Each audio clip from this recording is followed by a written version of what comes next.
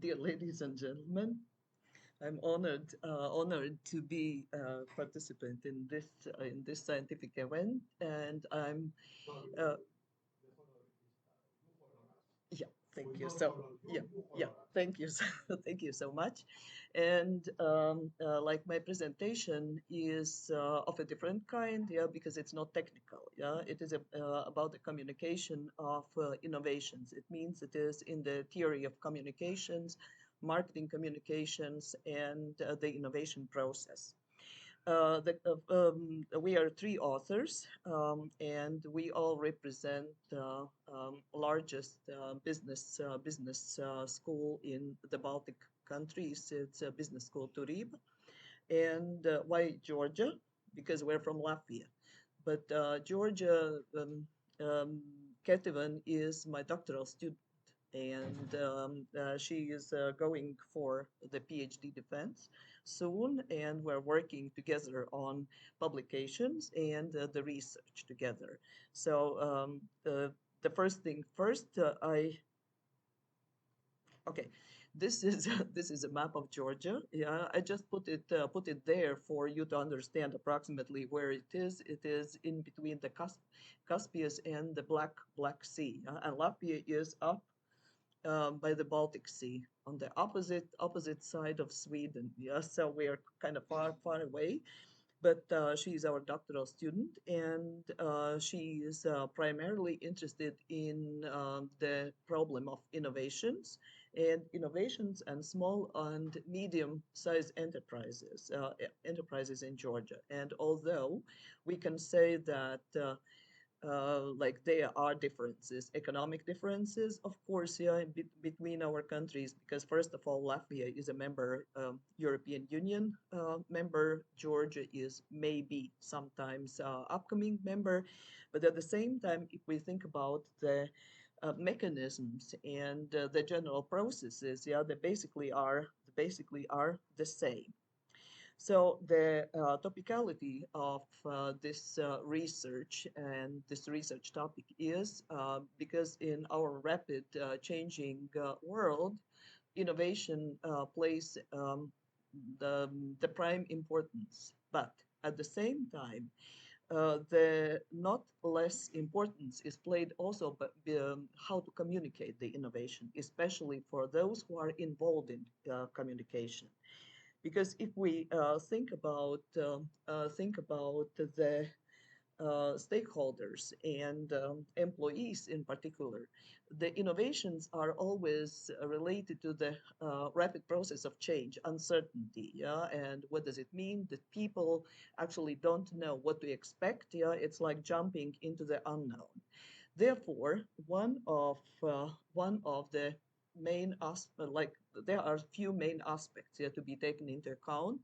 Like one of the main aspects is trust building, yeah, how to build the trust, because if you're jumping into unknown, yeah, like what to expect, yeah, and it's not exactly you're jumping in with a closed eyes, but at the same time you still don't know what to expect. And the second, of course, is to take everybody on board.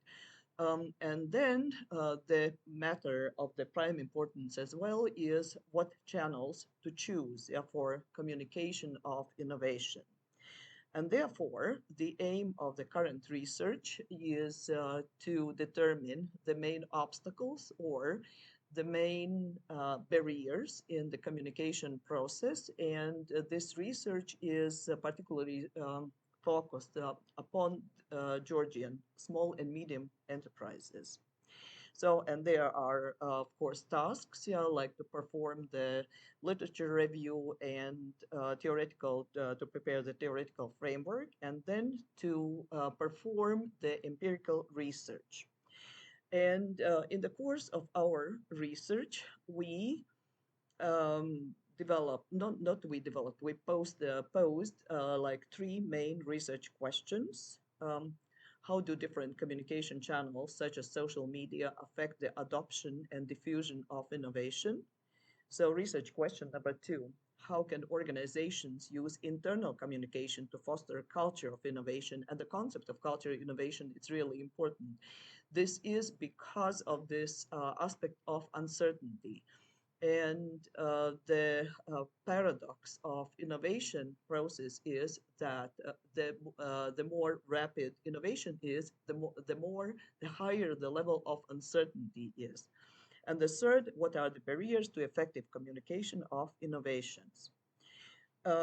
So qualitative, so they were like the focus were not individual entrepreneurs, but the small and medium enterprises, and so the representatives.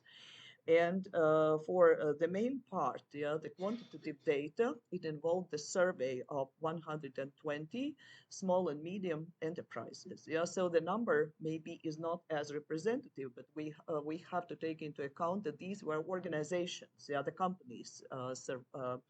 And the sampling method was the convenience sampling. So, and let us speak about like few of the main findings in relation to the answer to the research questions.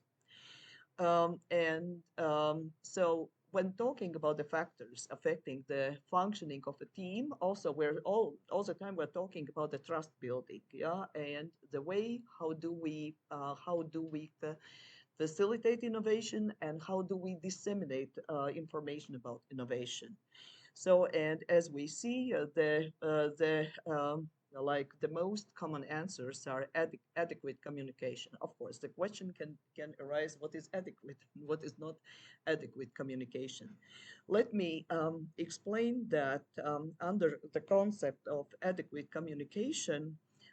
We speak about first of all timely and concise, precise, concise, and timely communication. So then, of course, technological capacity, and as we see also that the team, this team efforts. And as we see that when we are talking about this culture, trust culture in the company, that the most participants perceive communication to be the most crucial factor. And of course, yeah, the organizational culture and this trust culture is very important. So the favored communication channels, according to the survey, are as we see the Zoom, WebEx, and Teams. Why? Because of course this is, I don't want to say the remnant, but this is effect of our COVID isolation years. And for example, me being professor at the university, so I was using Zoom, WebEx, Teams, Big Blue Button, or like five programs, yeah, at the same time.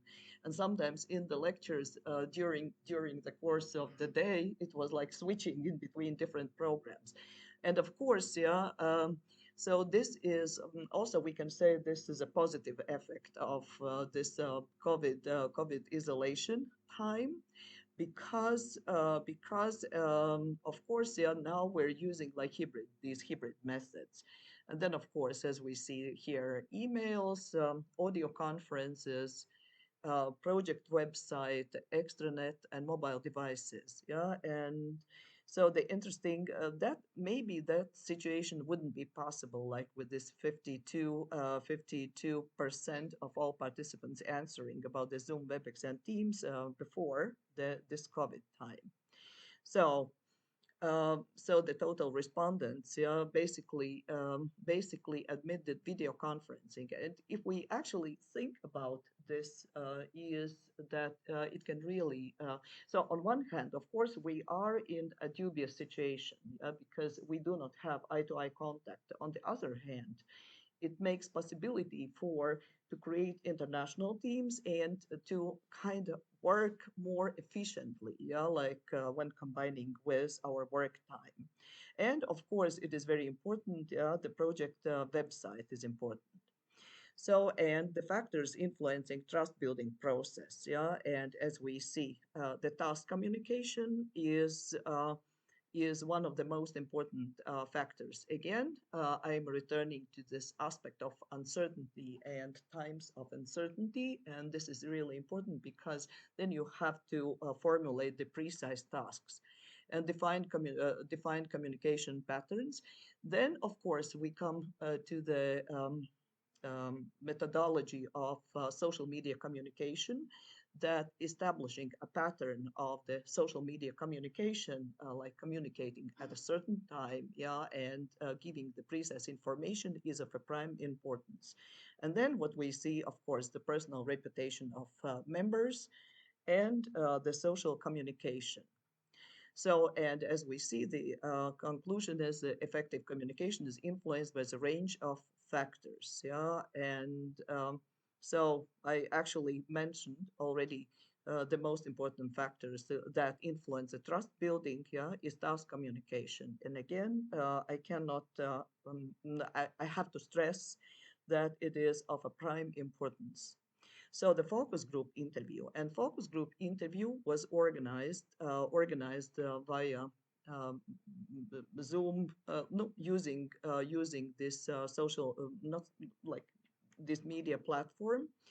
And so the main outcome of this, the dry outcome, the core outcome was the people are lacking still the digital education. Yeah? It means although we are all users, but at the same time, the level of using efficiently all these different channels is not enough. So then, additionally, the participants emphasize the importance of clear task separation and understanding roles and responsibilities. And again, what we come up to the concise, precise, timely information. And then we worked out the recommendations.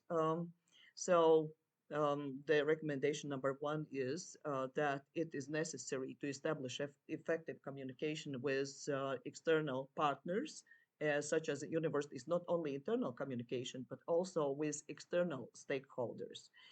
And so that in this way we can reduce research and development costs, so leveraging social media effectively for the purpose of increasing awareness.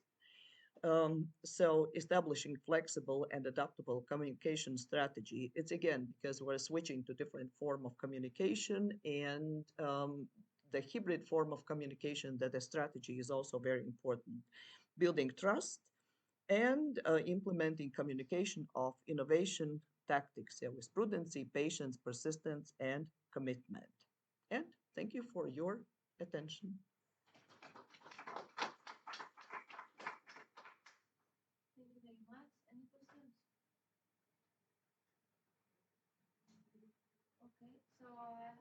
Mhm.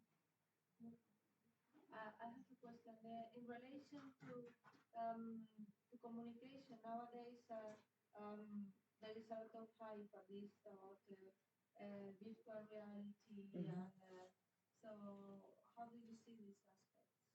Uh, do you think augmented reality and okay, so if we like that does not come out of the research. I also teach innovations, yeah, but in relation to sustainability in a different form. Like what I see here with this hype with these different technologies, and it is like we can do a lot of simulations, yeah, and it's important with in relation to the trust building, because then we can play out different scenarios, yeah, different scenarios and different models, because here again I would like to stress that it is aspect of uncertainty.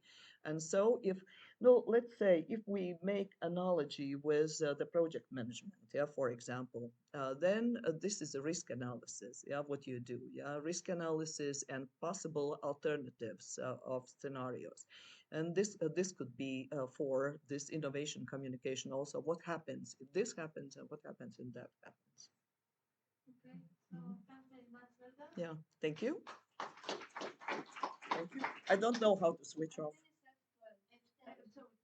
F10?